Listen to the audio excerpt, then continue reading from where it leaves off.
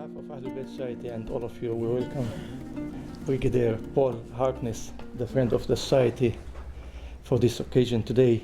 And we thought we have spoken before a long time to come to visit the society, and he was always pleased to come and attend. Finally, we have him here. So I would like to welcome him again in the society, his society, the friend of Ahlul Bayt and everybody in the community. Let us start quickly because we lost some time. So I will leave the talk the first time to Dr. Talal Al-Khair. He is a doctor in Sutherland General Hospital, and he is a part of the community. Please. Assalamu alaikum wa rahmatullahi wa barakatuh. To begin with, I'll be very short and brief, and we always talk about pretty much similar topic. But I would start with saying there's no doubt that Islam in principle believe in peace and humanity, and there is no doubt and there is no need for us to keep repeating all these words. Appears in Holy Quran, and Prophet Muhammad, peace be upon him, taught us to believe in that. But I would like to confirm that we as Ahlul Bayt Society, and all together with all the friends, including Mr. Harkness, share the same aim to live in peace, all together, regardless our background, our belief. In practice, Ahlul Bayt Society, as you know, organize 2 big events every year, encouraging our wishes and goal, and these events became a landmark for everyone in this aim, looking forward to be part of it. These 2 big events are Peace and Unity and Love Muhammad. But unfortunately, on the other hand, and strictly speaking, in the Middle East, terrorism, which has no faith and no belief, is continuing in the opposite of that. Our families and friends in the Middle East have been suffering from terrorism and extremists who are deeming certain groups of Muslims as a disbeliever. Such groups are very unfortunately being supported by wealthy people and organizations, and probably I can say that there is no wonder if we think that the support is not coming only from the organization, but it might be states and countries in the Middle East region stand behind these groups.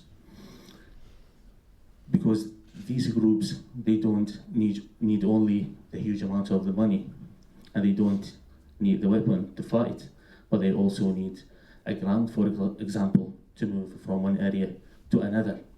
And this ground needs a blind eye from countries and states persisting in that area to give them the blind eye to immigrate easily in their borders. And they also need schools to teach their generation about how to ignore others' ideology. And these requirements obviously need something more than organization, and that's why we're saying it could be states. But we don't want to be very disappointed and depressed about this, but instead we all believe as a community and leaders that dialogues and wisdom only can sort out the problem. This has happened in Iraq in 2006 when Al-Qaeda destroyed one of the holy shrines of Prophet Muhammad's grandson.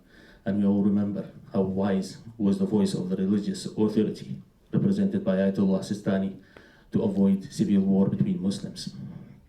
And as a result, all Iraqis remain one people and gather with other people who live there, regardless their background and religions, and fight it against ISIS. They are still fighting all together, Shiite Muslim and Sunnis brothers, and even Christians are fighting, trying to save the nation from the danger of the extremists. We believe that fighting terrorism is a complex issue, involves standing with the original principles that Islam came with, by which indeed victory will be the outcome. Prophet Muhammad, peace be upon him, faced challenges in the beginning of Islam when they accused him of being a crazy and liar, but instead he confronted to all the accusation, and Islam in its purity persists when others failed. Therefore, we should follow our Prophet path and work hard to bring back the beauty of Islam and strength and unity. So thank you very much again, Abu Ja'far, for giving me this opportunity. And I give the talk now to Ahmed, who is talking about the youth activities of the Ahlul Bayt Society. Thank you. Of course, Dr. Ahmed Boyer also, he is a member of the community and he is responsible for the youth activity in Scotland. Assalamu alaikum everyone. In the name of Allah, the most beneficent, most merciful, ladies and gentlemen, good evening to you all. Peace be upon you all. As Ja'far said, so we're working with the youth and working with the youth wing in Glasgow specifically and across projects across Scotland and UK. I think it is important. I'm going to discuss the issues that have happened and we've brought up by the youth in the community, such as here in Glasgow and beyond, and discuss a path forward, God willing. First of all, I want to extend again our appreciation and thanks for Brigadier Paul Harkness' participation in tonight's panel, and what a great opportunity it is tonight to actually continue the fruitful dialogue that organisations such as the Ahlul Bayt Society has with distinguished personnel of the armed forces. Now, from Dr. Dalal, we've already heard the potentially discordant issues surrounding foreign policy and its likely ramifications in the regions of conflict. Today, I just want to discuss a couple of elements. My talk is very brief, so I'll get straight to the point. One of these issues, of course, is it brings more focus and clarity on the role of a human being as citizens on this Isles and beyond.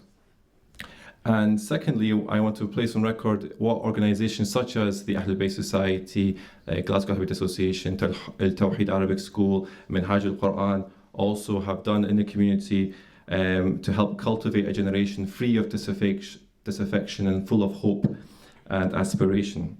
Now, there's no question that the attention on the behaviours of Muslims has never been more scrutinised and discussed with a combination of both confusion and anxiety. Confusion of how a religion can be conflated with actions of inhumane nature, as well as anxiety of what the solutions are and where the problem will end. On addressing the first point of confusion, this confusion is of course the result of many millions of Muslims that live across the world and live their daily life like anyone else, to learn, to work, to feed, to nourish themselves and those around them. Now you see the documented images of propaganda videos of brutal murders and torture and attempting to demonize Muslims from themselves. Attempts to trap, attempt to trap Muslims between two doors. I'm going to discuss these two doors. One door are the people where they end up out of this confusion, anxiety, they dissolve their faith so that they're indistinguishable from others in society. In a way of anxiety and trepidation and expressing their faith in the public domain, they don't want to do this. Now, any trained psychological individual will tell you the internal chaos this will cause to an individual human being in terms of their mental identity and so on, and the amount of discontentment that can breed from this. Behind the other door are Muslims which can actually accept the propaganda and be motivated by the perceived injustices of certain regimes and governments across the world and join these movements, whether it's physically or emotionally, as they want to home a field for that resentment. Now, of course, with Islam, there's a third door, and this is the door that we want to bring the attention to. It's the middle door, the alternative door, the only truthful door. This is when a group of Muslims continue to get inspired further, and they look more deeply into the religion. And they love it so much that they feel compelled to defend every principle that's in that faith. And they will endeavour in everything in their capacity to uphold those values they cherish. And they want to share with the rest of humanity and not let anyone tarnish that. I mean, the religion of Islam, as we know, invites everyone, every human being to this door and ensuing path. A path with no sidetracks, a path of purification of the soul, which crystallizes the identity and makes the objectives of this life very clear. Now, this will ease the inevitable anxiety. Souls will only be comforted by going down this straight third alternative door. Now, briefly, we have the Holy Quran and role models such as the Holy Prophet Muhammad and his holy progeny, peace be upon them all. For me, the Holy Quran crystallizes and summarizes this in 3 verses. The first verse I'll reference is in chapter 10, verse 25. And I'm going to very much paraphrase, so please forgive me for any misinterpretations or mistranslation. So in this verse it says, Allah invites everyone to the home of peace, the heaven. It's not exclusive for people born into a certain tribe or faith. It's open to everyone. There's no chosen people, there's no saved people, just people who have faith and fill their lives with good deeds. The second is chapter 22, verse 16. The Quran says it's been sent down with proofs, revelations.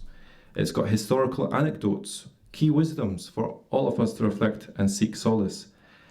And then the third one, which is very relevant to what's going on today, or what we see as well in the media, the third verse in chapter 39, verse 23, where it says, Allah leaves astray those people who use the Quran with insincere intention, and to misguide them, for there's no guide for them.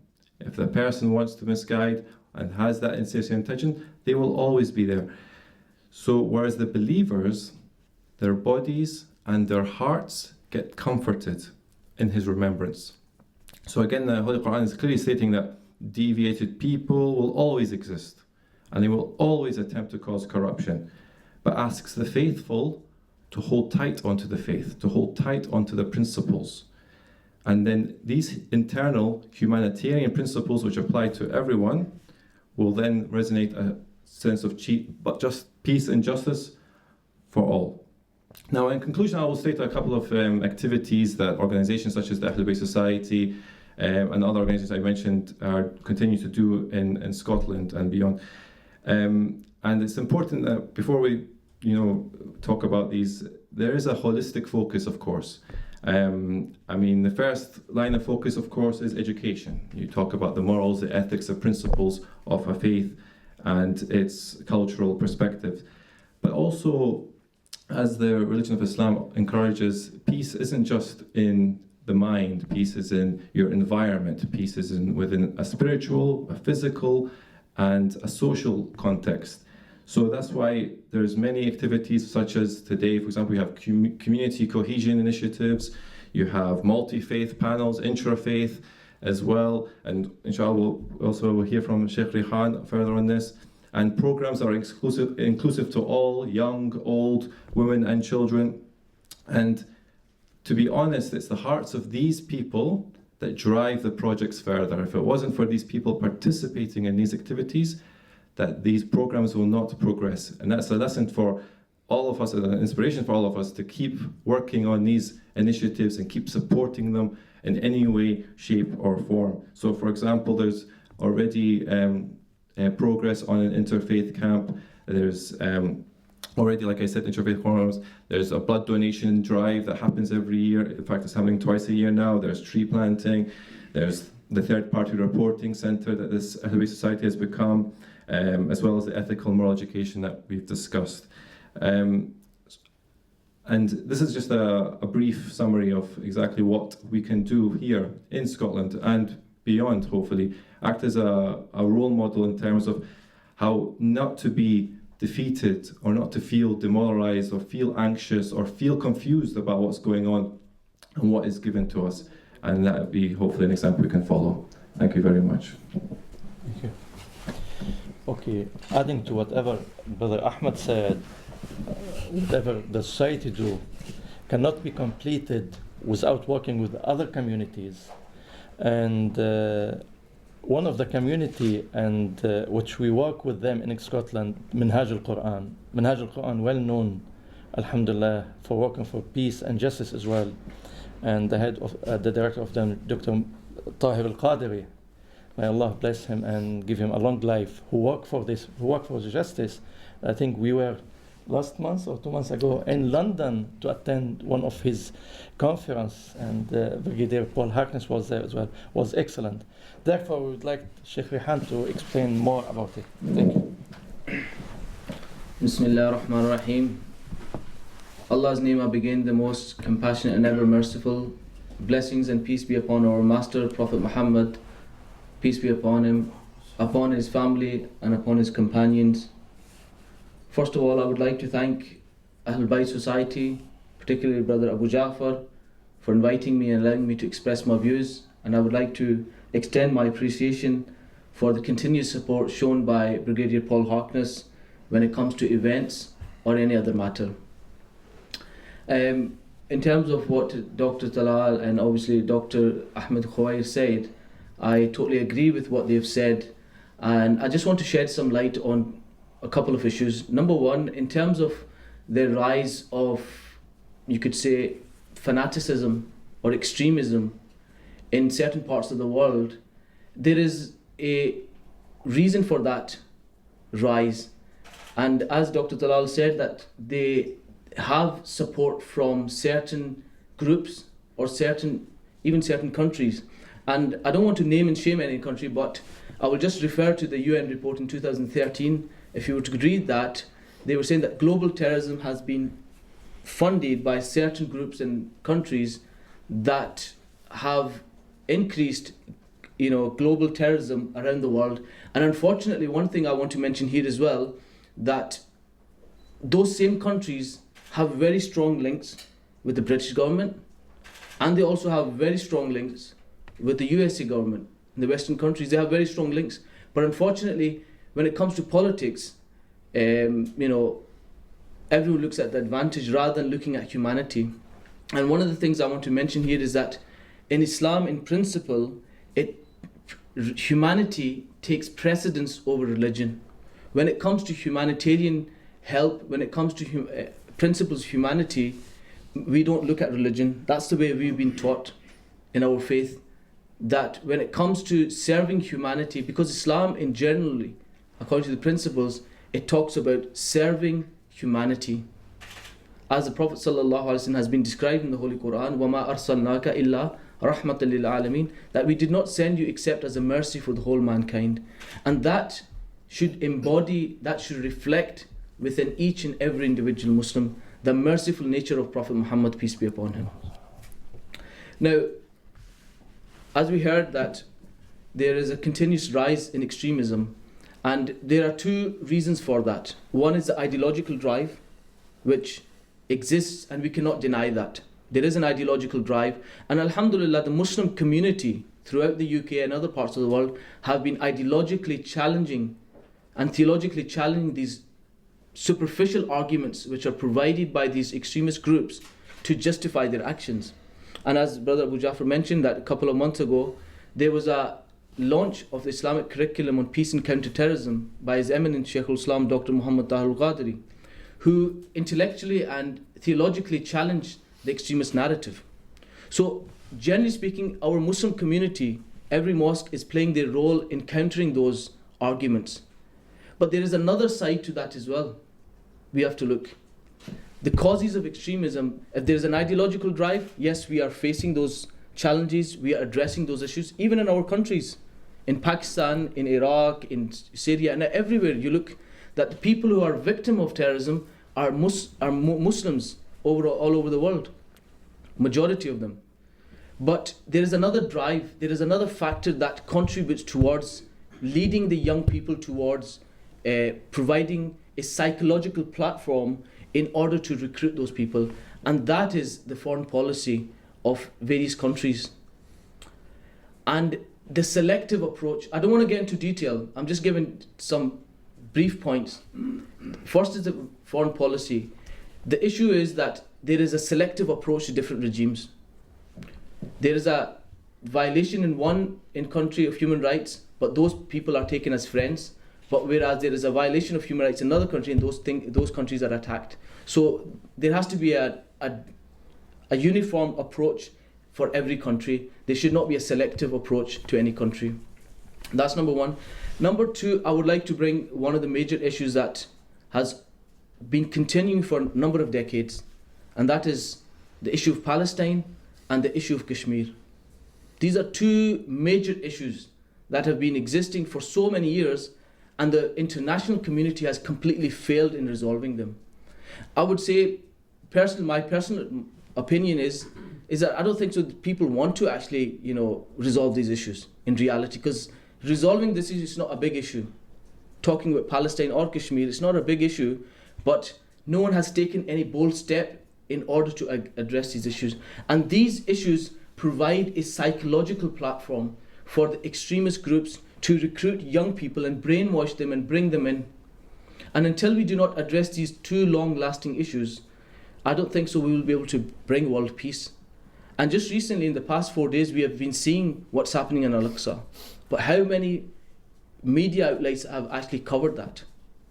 Continuous attacks. It's been damaging the holy place of Aqsa. That's the third holiest place in the Muslim, and it's very close to the Muslims' hearts. And this is something that we have to take into consideration, that there has to be a uniform approach. Every community, every country should get together, regardless of where the issue lies, not only about Palestine or Kashmir, anywhere there's an issue on a humanitarian basis, we should look at from a humanitarian aspect. We should not look at from a political angle. Every issue should be dealt on humanitarian grounds, and if we start looking at these issues through a humanitarian ground, I think we'll be able to resolve many issues that exist in this world. Once again, finally, I would like to thank Abu Jafar. I'm sorry for taking too much time, but this is something what I feel, and what I feel I say. And if that has in any way hurt anyone or displeased anyone, I'm sorry about that. But this is the reality. Until we do not address these issues with conviction, with clarity, we will not be able to bring peace in the world or any other part. Thank you very much. Once again, I would like to thank Brigadier Paul Harkness for his time. Thank you. Thank you. Anyway, Brigadier Paul Harkness, as we said before, and as the brother said, he is a friend not only for the community Ahlul Bayt, but for general community. Every time when we call him to attend event or whatever, you will see him always there for us and share us with all the happiness. And I remember 2 years ago, I think, or 1 year, 2 years ago, he sent us invitation to attend when the Her Majesty came to Edinburgh as well. I think we were, as Ahlul Bayt, representing the Muslim community in Scotland. I think we thank him always, and as he will say it later, I think he's leaving his job in Scotland, moving somewhere else. Wish him good luck for everything, and we ask him not to forget Ahlul Bayt and the community. I'd like him to say some few words, if you don't mind. Thank you. Well, again, thank you very much indeed. And of course, it's a great privilege and honour to be here tonight. So thank you again for inviting me. You're a glutton for punishment because you keep inviting me back, but thank you very much. I am a friend to Islam. I always have been. And I've been very fortunate in my time to have been educated properly in the ways of Islam. And my continued thanks to Sheikh Rehan, who has continued to give me books to read so that I could further my knowledge and understanding. And for me, it was a great privilege 2 months ago to be with Dr. Qadri down in London when he launched his Islamic curriculum for peace and counter-terrorism. A great honour for someone to be included in that. And in fact, the effect that that has had worldwide has been surprising, I think, for me, but also a great pleasure. A lot of media outlets were there, and I have received a number of emails which have come via MPs at Westminster about countries around the world, especially Nigeria, who have been fascinated by the Islamic curriculum for peace and counter-terrorism as they face issues with Boko Haram and are very keen to embrace the work that's been done. So the good work is spreading and it's getting out there. So it is a success. And we now need to build on that momentum. I was interested, as always, to hear of the comments about confusion and anxiety, and the confusion and anxiety that confronts young Muslims and the 3 doors that they have and the one that they must select. If I was to flip the coin and show you the other side, I would show you equal confusion and anxiety amongst the non-Muslim population up here in Scotland, but actually not just Scotland, across the United Kingdom. There is confusion and there is anxiety. The confusion is very easy for me to explain, but might not be so easy for you to understand. Muslims hold on to their Islamic faith very tightly. It is part of your upbringing, it is part of your society, it is part of your way of life. For non-Muslims, be they especially Christians, it is not any longer part of their life. And therefore they look to those people who still hold on to their faith with some confusion because they don't have it in their own life. And that makes them anxious because they don't understand it. If you've given something up, or you never ever had it in the first place, but you see it playing such a major part in other people's lives, you either don't understand, or if you understand a little bit, it makes you anxious because it worries you. You see it maybe as a threat. And that worries them. And part of that, of course, is the information that has been given to them. The belief, genuine belief held amongst large numbers of the community here in this country, is that on Friday prayers, Muslims are indoctrinated against the ways of the West. And they believe that because that is perhaps what they read in some of the tabloid papers that want to put that out through ignorance. So for the non-Muslim part of this country, we need to educate them so that they understand that Islam is a faith of peace. And they don't understand it. Their anxiety, of course, is raised by what they read in the papers about radicalized individuals who no longer hold true to the faith of Islam, but in its apparent name commit atrocities. And they cannot again distinguish the difference between those who are no longer true Muslims and those who hold true to the faith of Islam. They simply can't understand the difference. And they can't understand it because they don't even understand the difference within their own faith. You're on the doorsteps here of the Old Firm match. If you ever went to a Celtic and Rangers match, if you could ever bring yourself to go to a Rangers and Celtic match, and you listen to the chanting going on of anti-Catholic or anti-Protestant, and this religious divide that exists, this tension based on religion, and I can guarantee that not one person in that crowd, that 60,000 who are there, not one of them goes to church. They don't have a faith. They hold on to something they don't understand, and they use it as a weapon against another group of people.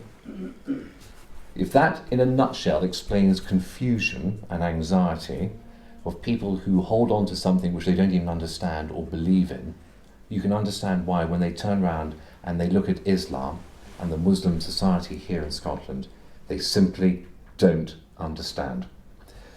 So when we deal with confrontation within our own country, as well as across Europe and the rest of the world, in trying to bring peace and harmony together, understand, please, that the non-Muslim countries, those who are predominantly Christian, their start point is far behind you. They don't have a faith to understand before they can begin to understand your faith. If you don't have something, it's very difficult to understand what something else or someone else has. So the work has to be done within the non-Muslim community. That's where it must start. And I'm afraid we are failing already. We're failing you. And that brings me back to, I think, some of the comments that I've made before. We need to have a conversation in this country. And it's going to be a particularly uncomfortable conversation. And that conversation needs to be quite blunt. And we heard at the last Peace and Humanity Conference that young Asian men are 6 times more likely to be stopped by the police than a white non-Muslim individual, male. And this is not an attack on the police, far from it. But there is obviously something is not going right. There's a misperception or a misunderstanding, and we need to have that conversation. Because if those young men and women are feeling themselves being selected from within the society for special treatment, then you are going to disenfranchise them, and they will no longer feel part of that society. And if you don't feel part of it, then the only thing you can do is to fight against it. And that starts opening the route to people becoming radicalized. And we need to have that conversation, but we need young Muslims to step forward and to tell the story, and we need those people in positions of authority to listen to that story and to respond appropriately. And that is the work that we must now do as a society. I'm now leaving this job. In 2 weeks' time, I hand over command of the brigade and also of Scotland. But the good news is I'm not going away. I'm going down to the Ministry of Defence in London, where I'm becoming the Army's head of engagement. So you will see more of me. The work that I have been doing, and in fact which you have enabled me to do, has been picked up by the Ministry of Defence, picked up by the Secretary of State for Defence, and I've been asked if I'll go to the Ministry of Defence and now do this across the UK.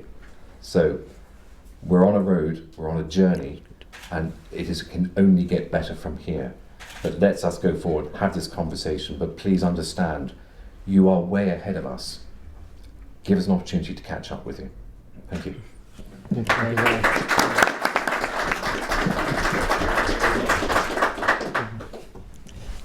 I'm going away tomorrow to Lebanon. I hope they will not stop me on the airport. Anyway, we have about half an hour.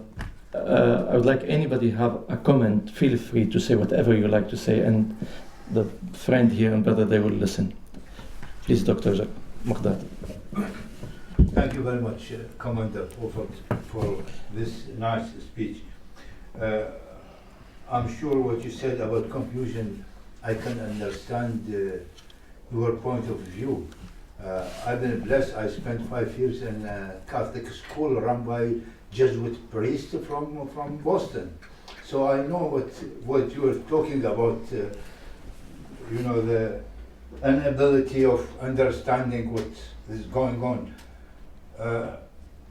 I think what you said is right. We should start talking to non-Muslims in Scotland and in UK, because a lot of people do not understand the difference between Islam as a religion and a faith and what's going on in those movements. This is Islamism. This is not Islam. This is a political movement motivated by an ideology which was brought up in 1745, I think, in Saudi Arabia. This is Wahhabism.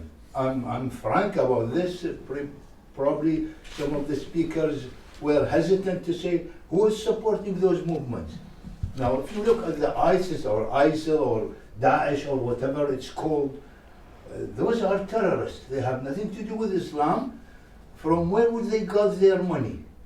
How could they buy tanks? They got everything, you are a military man, you know, they got every weapon on earth except airplanes.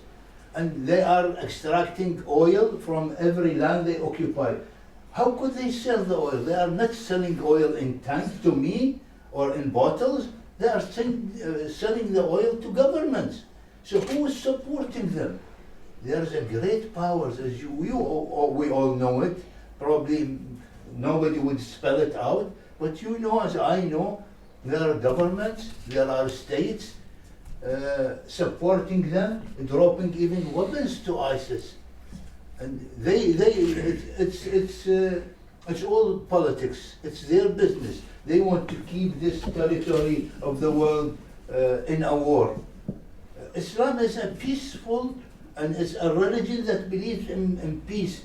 How could a religion, there's no religion on earth that allows a human being to slaughter a human being. Your hand would shake even if you want to slaughter a chicken or a lamb. What about the humans? This is not Islam.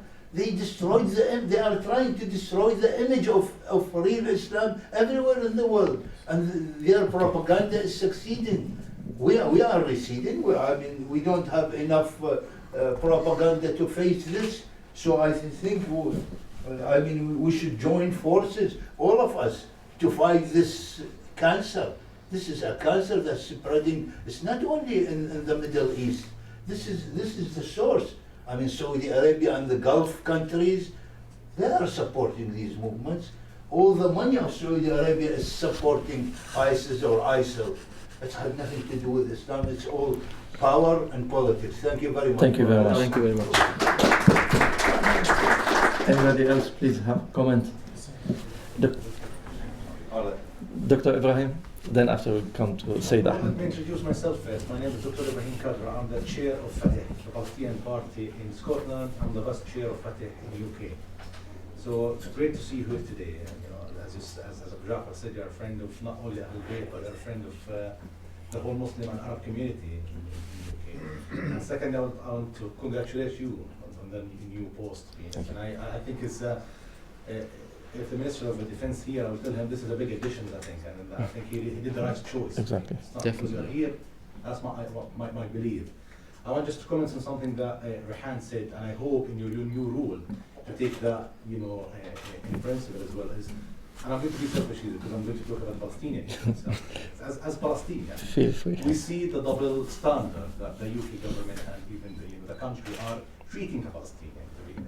Not only, you know, governmental-wise, but media-wise as well. I mean, you see something happening he did mention, you know, the last 4 days there was a heavy attack on Al-Aqsa Mosque, to be honest, which is to all Muslims is something very sensitive issue, to be honest. Tell me, I mean, you read the news. Did you hear about it in the news? I'm afraid not. Not only that, to be honest, the treatment as well. I mean, you know, good delegations coming to here, to be honest, student coming from, actually, I was in the parliament 2 days ago to discuss that. Student that the Scottish government decided to sponsor to come here from Gaza and West Bank, you know, as to support the education system in there. And then you get the Home Secretary or the Home, you know, the Home Office to refuse their visa based on no reason, to be honest. Even the Scottish government are paying for that, to be honest. So there is, as you did say, you know, you use example, which is me myself, I face all the time. When I come from, you know, I travel, I work in the university, and, you know, I travel to Europe quite a lot because that's where we got the fund from. And in the airport, out of 5 times I traveled, 4 times I stopped at the airport. So there is a lot of double standard to be in. And I hope actually in your new rules to show something different, even the Ministry, you know, the Ministry of Defense, to show the Palestinian that we support you. And when there is a crime against the Palestinian, we won't stop and we won't be silent. We will say to the whole world that, you know, what has been happening is not acceptable. And congratulations on your role and all the best for you. Thank you very much. Thank you very much. Sayyid Ahmed. Thank you, Mr. Paul. Thank you for your comment and good luck with your new job anyway. Thank you. And the question I've got very a question here. There is as in Scottish people or Scottish community, always they know when we're talking about ISIS, whatever, between people around here, they know there's agenda behind it. Simple as that. They know there's somebody behind it because everybody knows where they get their guns, when they get the weapons, those kind of things. And as he mentioned about the oil, who's going to buy the oil? You know, I don't want to repeat again. And I'm talking about Iraq. See, as a U.S. military, where's the territory, when the U.S. taken over in Iraq, the British Army take south of Iraq. South of Iraq is very safe.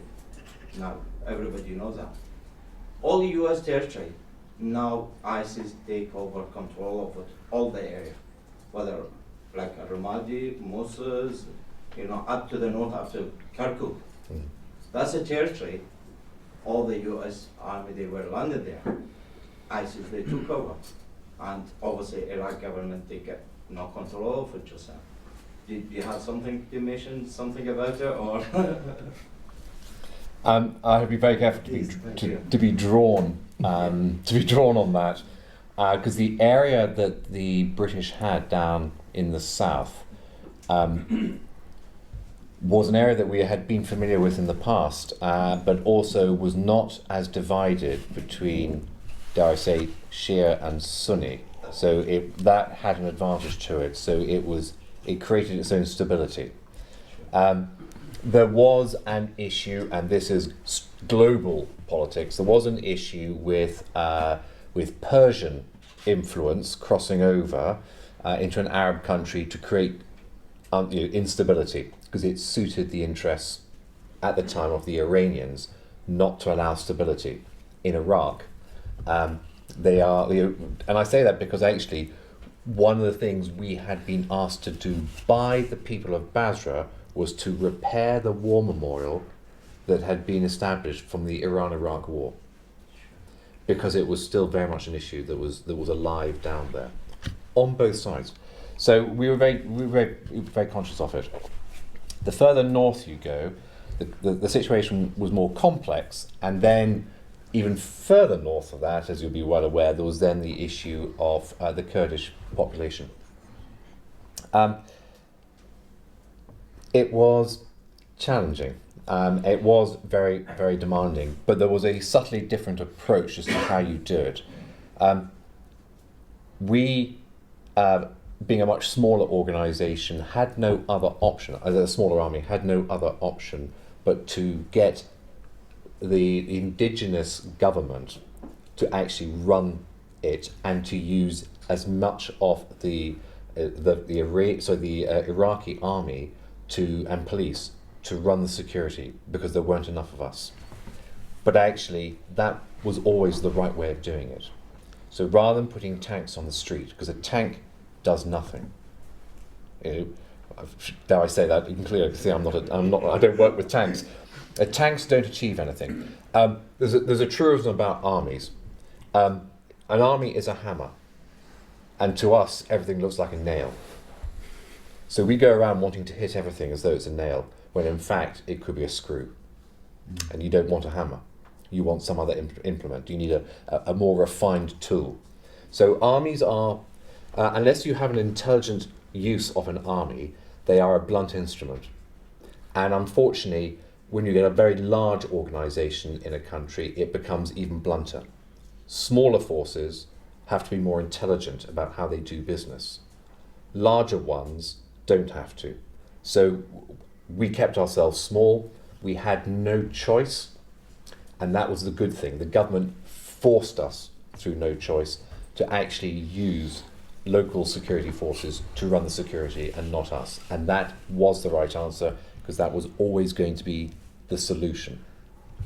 But it was never an easy journey, and there were many hiccups along the way, and we could rehearse that forevermore. And we got some things right, and we got many things wrong. And some of the things we got wrong we put right, and some of them we never really understood properly, and we never did. But we handed it over in what we thought was good condition, and it's stabilised. The north is far more complex, and it is far harder. And we have a number of people out there at the moment trying to help, trying to assist with it. I think for Western forces, we are conscious of two things. The first one is that for those people who don't want us there, it is very easy to portray us under that awful term crusader, which immediately would turn even a moderate Muslim against us. And they do it deliberately, they provoke it, because it's not actually right, and it's definitely not the long-term solution. So they call upon all the fears about having non-Muslims in a Muslim country. So that is the first issue that we have to deal with. The second one is we're very wary of there being effectively a civil war between Shia and Sunnis.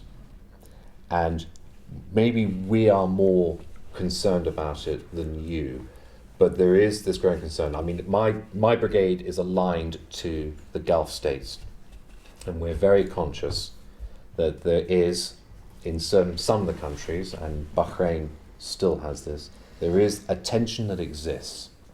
And in some places, further north, it's been exploited. And it worries us, because we don't know where that would take us. We don't want it to happen. So you either go in as a blunt instrument and you hit everything, because everything's a nail, and that's the wrong way of doing business, or you go in as a much smaller force where you try and support local institutions and organisations to run the country. But, and we know this from previous episodes in Iraq, we sometimes pick the wrong people to run the country. Yeah, a big mistake, and we've done that in several places. We picked or we backed the wrong person because we didn't know any better. So again, understand why we are hugely cautious. I mean, very, very cautious about what we're doing, because we don't know where it's going. If we knew where it was going, then we would be happy and we would just get on with it. And I think that's the same way that people are very cautious about what's going on in Syria, because they don't know where we're going with this. And then there's always that concern that there seems to be other nations like Russia suddenly becoming involved, and where do we sit with them? Bear in mind we have an issue in Ukraine at the moment. How do we do this? And the good news is, because President Putin is going to be talking at the United Nations, and that is progress, and hopefully something positive will come out of that. But again, understand caution. It's based primarily on ignorance. Thank you. Thank you. A comment, please? Yeah. Sorry. Okay, then after the Rashid, yeah. Good of you. I've been watching you talking with community, engaging it in past 2 years. I'm a silent observer. That's the best way. And when the time comes, we engage our community as well as where it needs to be. What you said is about the youth. The future is held by the youth, not only in UK, but all over Middle East, all over the world. There is 200 million people in Pakistan, then Iran, then those countries which nobody's considered yet, after Afghanistan, which were part of Russian states. They are all educated youth coming out. Old times, it was divide and rule, because nobody knew. For example, brother just said, there is an example in front of you. Sunni part, Shia part, both youth, both engaged at a very good level, intellectual level. Same way, there are not just two individuals here. There is hundreds of thousands youth like them, which is not engaged yet. This is the flood which you will start seeing very soon, in 2 years or 3 years.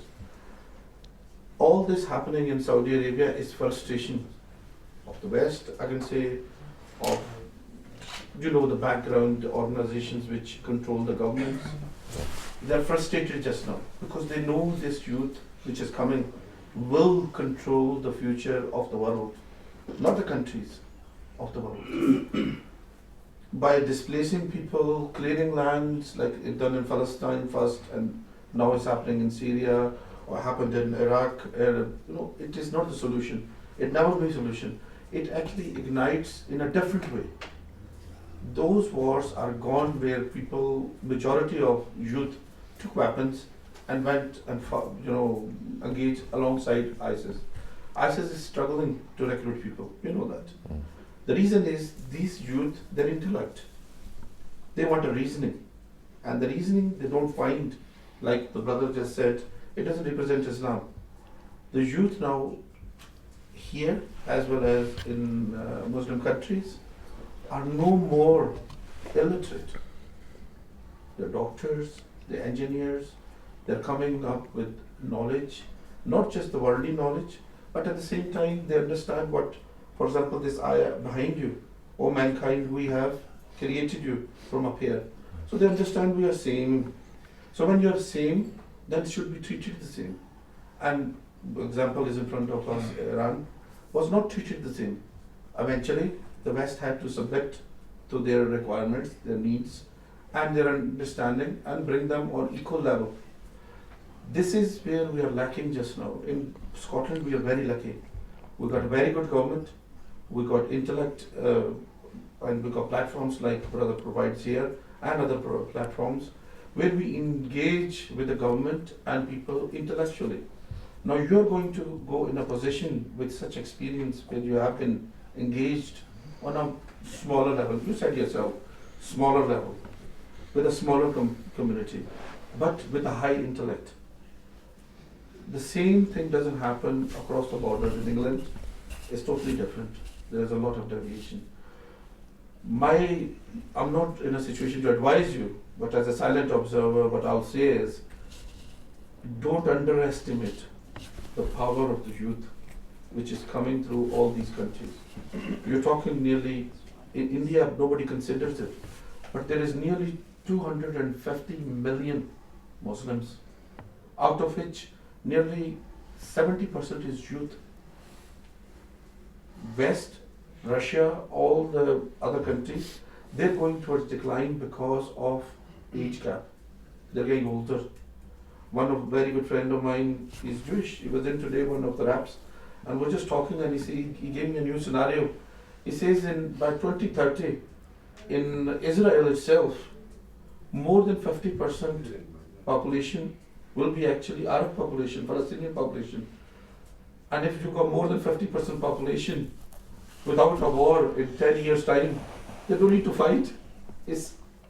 So when you go there, you're now going to be in a very strong position.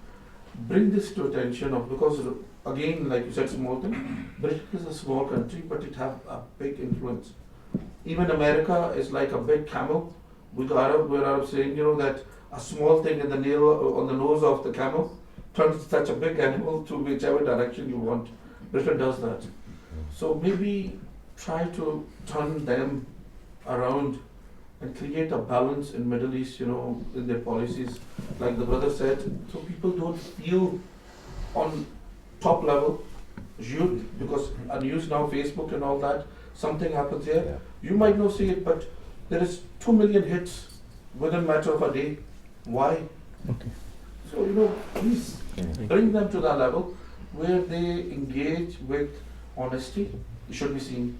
Sincerity, it should be felt. And then you see the results. Thank you. Thank you very much. Dr. Rashid. Assalamu alaikum. To start with the greeting of Islam, peace be upon all of you. That's what Islam taught us. First of all, I have a comment and then a small story and then a question, quick question. The comment is, I like the idea of the dialogue and discussion and conversation with a non-Muslim.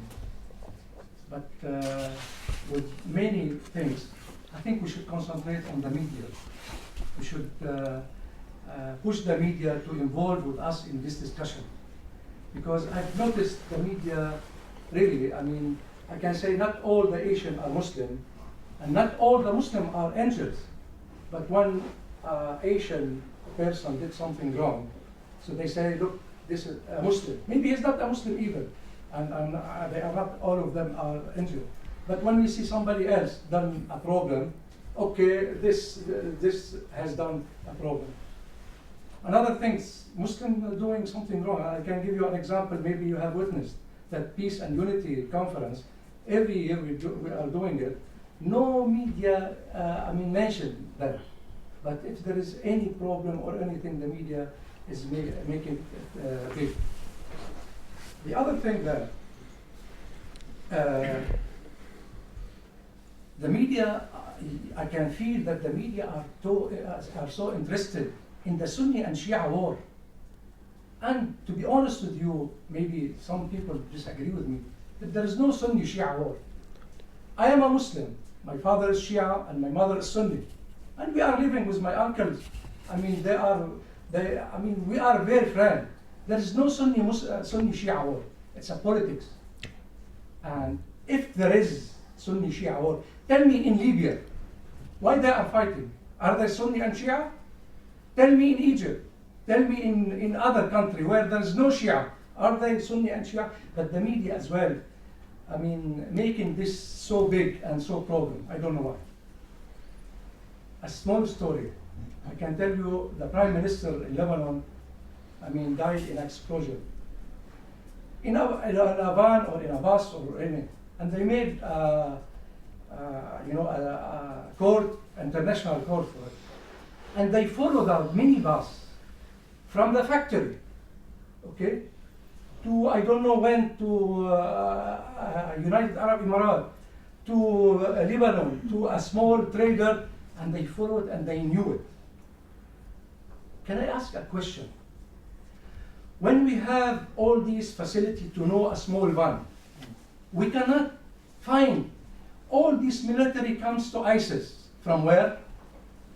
They are brand new Toyota 4-wheel drive and these things.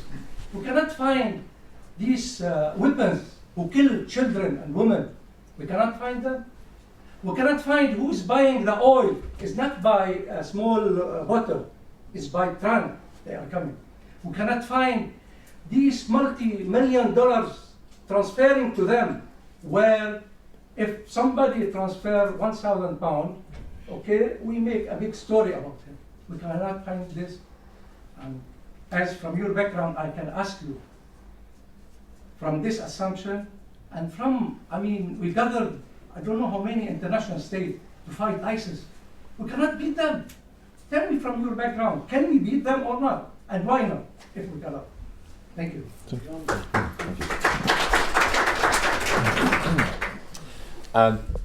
Defeating ISIS, in fact, I don't know if you find the term ISIS, IS, or ISIL offensive, because certainly where I have been out in the Gulf region, I've been asked not to refer to them as that because they are neither Islamic nor are they a state.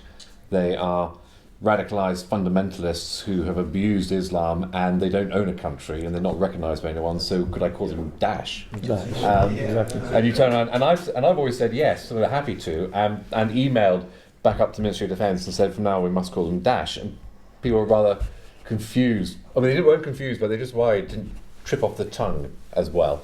And if they used it, the media, in fact, I think the papers came out and said, or the BBC came out and said, yeah, we know you want to call them Daesh, but we're going to carry on calling them ISIS, or ISIL, or IS, because that's what the British understand. And of course, the point is, you're the BBC. You can educate the public by telling them, wrong term, we're going to use Daesh from now on. So there was a bit of a sort of a moment there. But anyway, can you defeat them?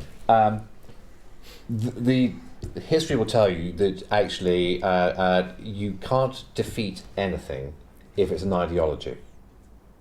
You can slaughter people, you can destroy buildings and cities, but if the ideology has taken hold, you cannot ever destroy the ideology. It will tend to live on. So this comes back to being the hammer again and looking for nails to hit as hard as you can. It has an effect, but it is definitely not the solution to reaching what you wish to do at the very end. So where you have an ideology, you have to address the ideology, and that requires intellectuals, academics. It needs to use harnessing all the media outlets that are available, be they established media, social media, in order to educate people and to isolate that ideology and deny it the opportunity to grow or even to force it to shrink by explaining to people how wrong they were. There have been times throughout history, and if we look back to the last war that engulfed Europe, so the Second World War, it seems almost impossible to believe that Germany would allow itself to be absolutely destroyed rather than to surrender. Because there are a number of people who held on to an ideology of Nazism. But again, now I think people understand. But at the time it was very confusing. People just thought all Germans were Nazis. They weren't. There were a lot of Germans, in fact, the vast majority of the Germans were not members of this Nazi party, but it was the ideology that forced them to fight on to the point of self-destruction. And yet we still see today people who believe in the ideology that was the fascist movement or Nazi party. Would you believe it? They still exist. But actually, I think the world has gathered around it and has said it was rotten to the core and it was bad, and therefore it will never emerge again. Never. So when you turn around and you look at Daesh and what they are, yes, we can kill them, but the ideology will still live on. So you can damage them to the point where they're no longer effective to cause hurt to anyone, but you then have to address the ideology. And I don't want to use the word ridicule it, because that is a dangerous thing to do. You never want to ridicule it. You need to demonstrate to people why it doesn't hold water, why it is not true, and it is not Islam. That's what we now need to do. And if you do that, if you attack it on that front, it'll be far more effective than any 1,000-pound bomb that is dropped from the sky. Promise you.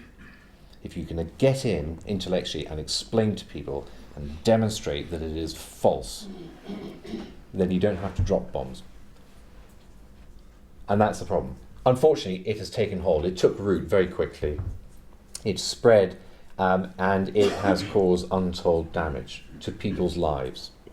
And it was getting to the point where actually it was becoming a major threat. So military force was used to contain it, but to destroy it, you use words, not bombs, and that's where we must now go. So it doesn't matter what we now do, and you hear military professionals saying it will take decades to defeat Daesh, because it's going to take that long to explain to people how wrong it is. We thought we had done the same with communism. I think we had thought we had chased that one away too, as just being something that, nice idea, doesn't really work in practice. And yet it still pops up from time to time. You give your nice idea, wish it worked, but every time we try it, it doesn't actually get off the ground. Go and talk to people in China way back in the famines, when they had the big purges. Go talk to people in the 5-year plans in the Soviet Union of old. Great idea, didn't work. So it kind of died off naturally. Daesh won't. Daesh will not die off naturally. I think. Can I comment on your point on ideology? Yes. Ideology doesn't survive if it doesn't have financial support. Yes, correct. Psychology support, ground support. Yes. So the problem is we are having, as the gentleman here mentioned, is the finance support for these people. It's coming from background which we should control. If we can control that, the ideology automatically dies, as you were saying that. Yes. But where the problem is, these people getting some, especially the finance support, is like billion and billion dollar pumping into them. And that's what the problem.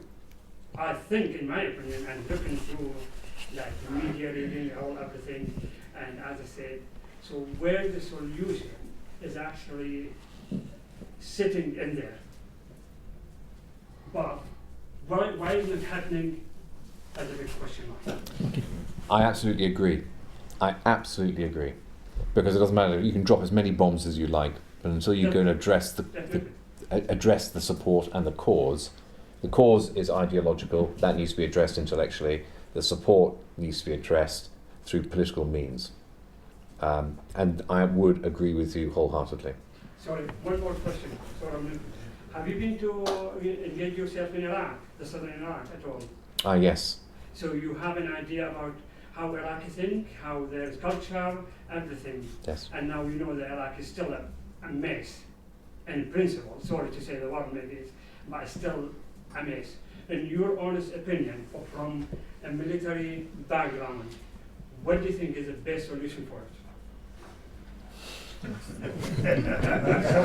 think you should become a politician. I'm completely off the record. The best solution. We'll all delete it from the camera. The right people in the right place. We all know that. Yes. And unfortunately, it's probably not happening, or maybe very little, 10 or 5% of that is happening, but the majority is a problem. So, but from military background, and what do you think? Please, so that's that is probably the most impossible question to answer. And the reason is that the solution to Iraq lies with Iraq. In the same way, if if Scotland had a problem, why would England get involved? Well, it does. If there was an issue here in the United Kingdom, would we be happy if Italy came in to resolve it for us? And the answer would be no. We've got to sort it out ourselves. So the problem in Iraq needs to be dealt with by Iraq itself. If it invites in other countries to help it, then it must do so with its eyes wide open. Because whichever country is invited in to another to assist will bring with it baggage and also its own agendas. And therein lies the problem for further problems. You ask a country to go in and support, even if it's supporting with refugees, unless it is an international aid agency, if you ask a nation to go in and give support, it will do so on the basis of having a national agenda for why it wants to do it. And it might not be to actually provide help. It will go through the motions of blankets, water, food, and all the rest of it, but it'll do it perhaps maybe to keep them there rather than to help them migrate. So to contain them or to turn around and use them for whatever reason. So be wary of national agendas. International organisations, however, are absolutely the way forward, whichever one it may be, and should get all the international support. Anything that turns up with a national flag on it, I get a bit wary about, to be honest. Thank you. Okay, we need to get only one more question because Brigadier have to. Brother, let us. Alex, please. Yeah, I was just wanting to go back to what you were saying about, I suppose it's a personal question actually. You were saying about ideologies and how the only way to really challenge an ideology is by talking to people, and I suppose educating, pen weight of the sort of thing. I was just wondering what you think, what your thoughts are on neoliberalism and the free market as an ideology that needs to be challenged. How do you feel about that? Do you think that, I suppose it's a personal, like, where you stand politically, I suppose, but what would you say that as an ideology that's bad for the world? It kind of, I suppose, the free market and neoliberal ideology is a fundamental idea of how a society should function in terms of, you know, best man, survival of the fittest, jungle mentality. That's the world progressed in trying to build a society and a government, and we're in a point, the West is in a point where it's trying to strip the role of the state that has been clearly been the way of progress throughout the centuries. And now, for me personally, I feel like that's a real ideology that needs to be challenged. And I wonder what role you think that plays in perhaps the Middle East and maybe American and British, French, whatever foreign policy, and when it comes to resource management around the world or whatever. Yeah, again, another difficult one. I suppose if I was to, where do I come from? I think, like a lot of young people at university, I had very socialist beliefs, greater equality, not take from the rich and give to the poor, but greater equality, because it was an ideology which made sense, and I think it was. There have been umpteen people who have quoted it, but it was Willy Brandt, who was Chancellor in Germany, who said, if you're not a communist by the age of 21, you have no soul. If you're still a communist by the age of 25, you have no brain. But the point is, we all go through that. It was well, 30, yeah. We all go through that, and I'm not saying that I've swung away from it. And that's partly because I then spent my life, I mean, a lot of people know this, I went to university and did theology. I'm a qualified social worker. Sounds odd for someone to say that, but I'm a qualified social worker. Unfortunately, my license has lapsed, but that's what I trained to do. Went into the armed forces, which has always been an aspiration, and have, strangely enough, spent a lot of my time since actually caring for people. Quite a lot of it overseas and abroad. So I've had that opportunity to do it. Whether you agree that the way in which I do it is right or wrong is a completely separate discussion. And you may think I'm the useless hammer looking for the nail to thump the whole time. But actually, I've worked alongside people who needed help and protection. So I'm not going to try and justify myself, but that's what I've done. Do I think that we are under threat?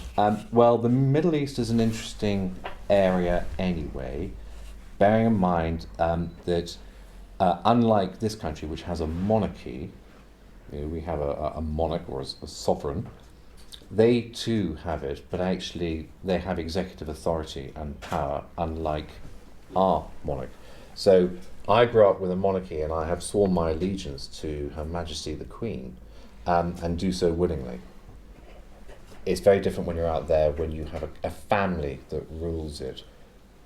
We went through that a couple of 100 years ago and decided that doesn't work very well for us. We'll have kind of a democratic system. I am a product of our history. I believe in a democratic system. Do I believe in free markets? Tricky one. The reason I say it's a tricky one is because the benefits that we have and the lifestyle that we have and the advantages we have, you've got Kelvin hall right behind us, built, donated by very wealthy people.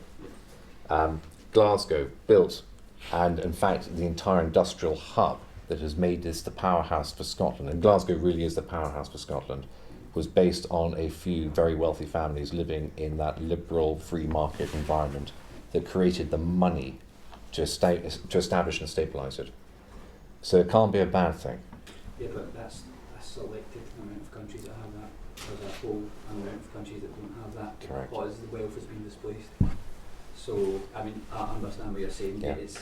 It's certainly a good ideology when it comes to certain countries in the world, like America and Britain, but they've definitely, in a way, taken that power. Because if you've got a couple of hundred years of slavery, you're going to have build an economy a lot quicker than other people, you know? It's just Yeah. But It's a difficult one. Okay. Very difficult question to answer. Anyway, because of the timing, and I know the Brigadier, he have to leave shortly, as we discussed with his office. On behalf of society, we thank him a lot for attending this place, and we wish him good luck for his new job. Thank you. And we always ask you, don't forget the society here in the community, please. No. It's your own home as well. You can visit anytime. Before we finish, I mean, a symbol of thanks and gratitude and appreciation of the Brigadier Paul Harkness. On behalf of the society, we would like to present you with a shield toward yourself. And Thank you.